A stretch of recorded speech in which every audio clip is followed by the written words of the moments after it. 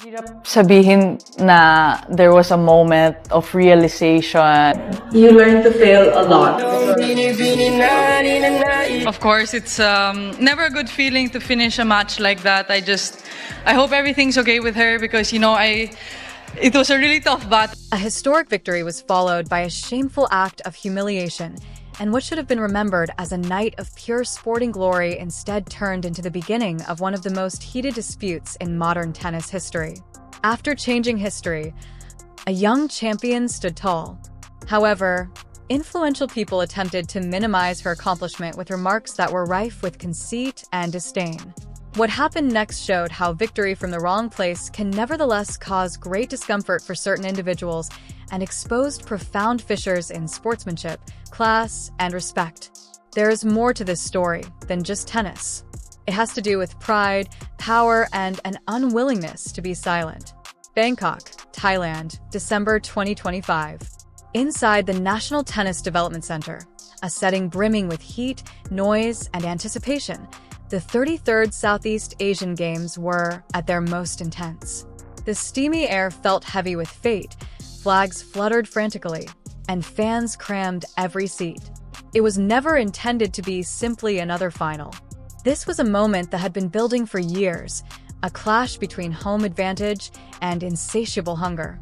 Across the net stood a 20-year-old Filipino who had already mastered the art of surviving hostile crowds, grueling schedules, and the harsh grind of an international tour, while the host nation star carried the weight of national pride.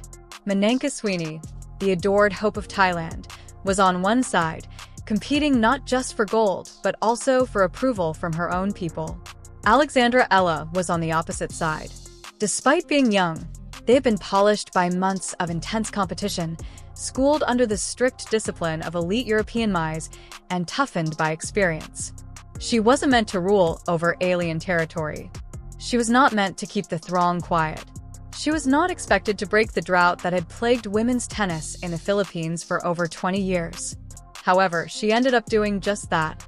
Filipino supporters have been waiting for a gold medal in women's singles at the SEA Games for 26 long years.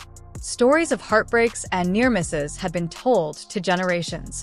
That absence had turned into a cloud over the sport, a reminder of how hard it was for athletes from underfunded programs to succeed. Ella was not crushed by that pressure. It made her more focused. Her intent was clear from the first game. She didn't allow her opponent space to breathe, moved deliberately, and hit the ball cleanly.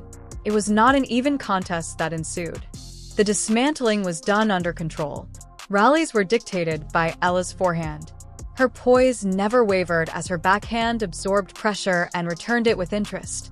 6-1, 6-2 was a horrific story displayed on the scoreboard. The home crowd was stunned into nervous quiet by a final that was so one-sided. This was not a coincidence. This was an opportunity for a preparedness meeting. Each winner seemed to make a statement. Each hold acts as a proclamation that history is no longer waiting. It was here. The stands erupted in disbelief when the final point was gained. Supporters from the Philippines exploded. Tears came. To record a moment that will last a lifetime, phones rose into the air. The national anthem began to play. Ella had gold put around her neck, and the story felt finished for a fleeting, ideal moment. The hopes of her country had been carried and delivered by a young woman. That should have been the end of it. However, something much uglier ensued in place of respect and applause. Reports of a statement purportedly made by a senior Thai tennis official emerged as the festivities went on. A phrase so contemptuous and laden that it suddenly turned a sporting upset into a global outrage, words that sliced through the happiness like a knife. According to the statement credited to the head of Thailand's Tennis Federation, the victory was merely a triumph by a young person from a developing nation. The region was rocked by such statements. The illusion of a graceful defeat was eliminated in just 11 words. Declaring the win to be merely a victory diminished years of struggle, as though altering history were merely a footnote. Referring to Ella as a child, disparaging her professionalism, discipline, and accomplishments, and characterizing her native country as impoverished went too far and had nothing to do with athletics, but rather with classism and conceit. It wasn't a subtle insult. It implied that perfection should come with a specific passport, budget, or background, and that achievement from other nations is less acceptable. It implied that the loss was caused by an uncomfortable abnormality rather than being outplayed. It was the language of entitlement that was having trouble accepting loss. Millions of Filipinos found it intimate. The reaction was overwhelming and happened right away. Social media erupted with equal parts pride and rage. Every outlet was inundated with supportive messages. Politicians, athletes, artists, and regular fans all spoke with one voice. One tennis match was no longer the focus of this. It has to do with dignity. It was about not allowing anyone to undermine an accomplishment attained via unrelenting effort.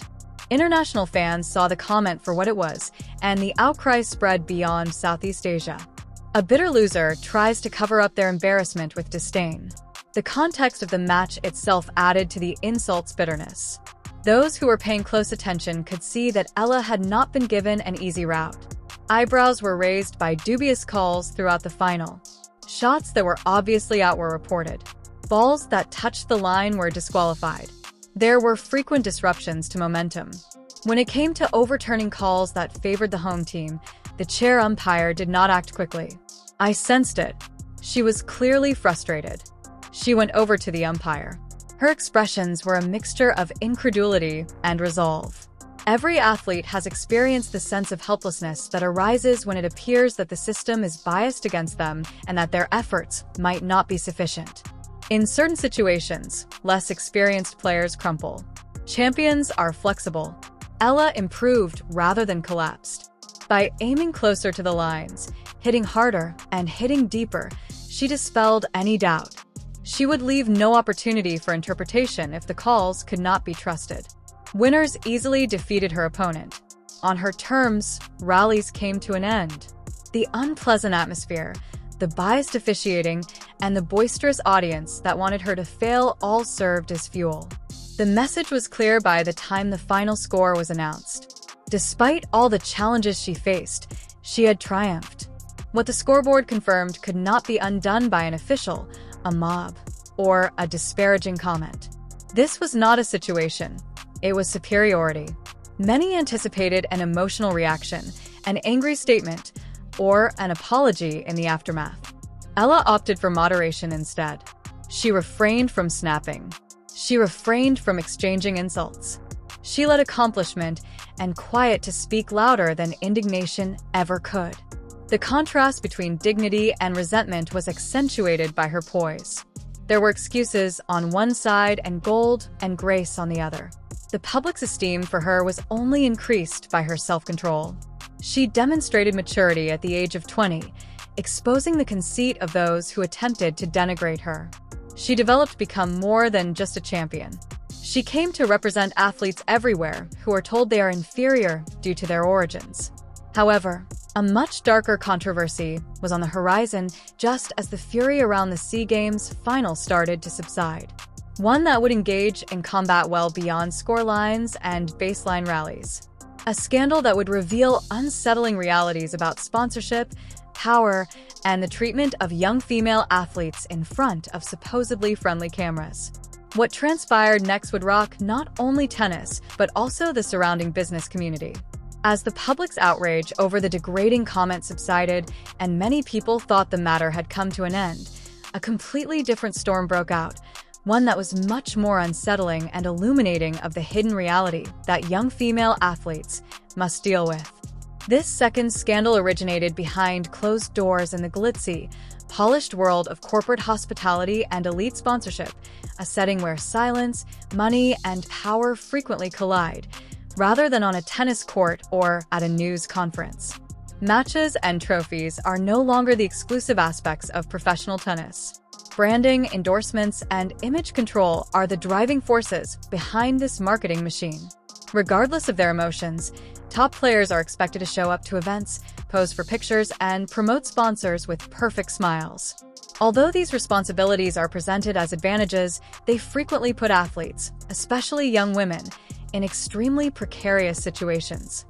Several rumors that appeared quickly and spread like wildfire claim that Alex Eala went to what was presented as a required promotional event related to Emirates, a multinational airline with strong ties to world sports. On paper, it appeared to be a standard presentation, an upscale event with executives, VIPs, photographers, champagne, and practice small talk. The invitation contained no hint of danger. There was no indication of controversy in the scene. However, Ella's choice to reject silence, rather than a racket or a scoreboard, would make the evening one of the most pivotal events in her early career. According to witnesses, Ella was invited to participate in a group photo shoot with a number of male attendees who were dressed in fitted suits and seemed to have financial clout or prominent positions within the sponsor circle. This on its own was routine procedure. Athletes sign an unwritten contract when they accept sponsorships, but reports indicate that one person, an older male who is allegedly well-connected to the airline, started acting in a way that was uncomfortable right away. It was first mild enough for people used to ignoring discomfort to ignore it. He was too near. He stayed longer than was necessary. He positioned himself next to her so that she had less room.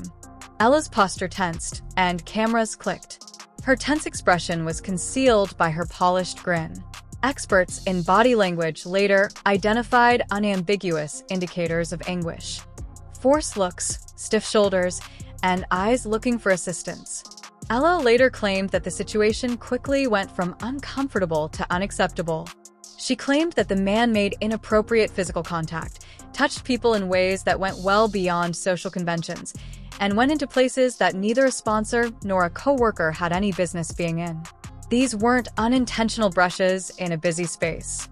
The imbalance of power and the expectation of acquiescence enabled these intentional acts. Quiet, invasive, and loaded with implication was the next phrase. The individual allegedly suggested private meetings, alluded to unique prospects, and presented them as win-win agreements unrelated to tennis. It wasn't networking. This was coercion under the appearance of privilege. A young woman who was contractually supposed to be kind, smile, and put up with discomfort without protesting was the subject of this blatant misuse of power.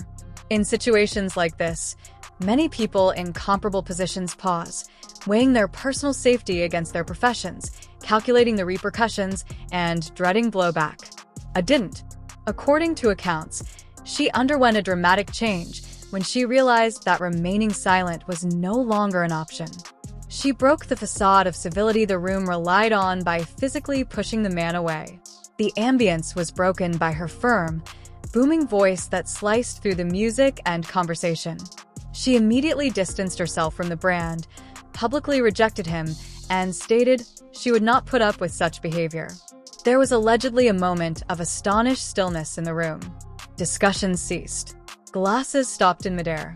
As visitors took in what they had just seen, security approached the disturbance. I didn't wait for justifications, excuses, or compromises. She turned and left, leaving behind an environment designed to provide powerful individuals comfort and control when they were unexpectedly faced with responsibility. Even if that move would have been impressive on its own, what happened next made sure the episode could not be forgotten. Ella opted for transparency over non-disclosure agreements, handling the issue covertly through middlemen and safeguarding business reputations. She made her experience public, identifying the sponsor and providing a detailed account of what had happened. She made a straightforward, unreserved, and self-respecting statement. She made it apparent that no amount of money could purchase her silence, and that no endorsement was worth her dignity. The reaction was swift and forceful. Analysts were astounded by how quickly fans from all across the world came together to support her. Social media was flooded with calls to boycott Emirates. Videos of tourists tearing up frequent flyer cards surfaced. Screenshots of canceled reservations were circulated, along with captions promising zero tolerance for harassment and support for Eala. Outrage swiftly gave way to quantifiable action. The performance of the airline industry abruptly declined, according to financial observers. Reports indicating a drop of about 3% during a single trading session. This was not a little change from a corporate perspective. It was an obvious indication that financial risk would result from reputational harm. The partners, investors, and sponsors started to take notice. The pressure increased. The brand could no longer afford to remain silent. The top level eventually responded. The chairman of Emirates himself reportedly stepped in and made a statement that shocked many with its tone. The apology was straightforward and intimate rather than using ambiguous language and legal hedging. It vowed accountability for the person involved, denounced the behavior detailed, and acknowledged the gravity of the accusations. It also stated plans to examine internal procedures that control how sponsors and athletes, especially young women, interact.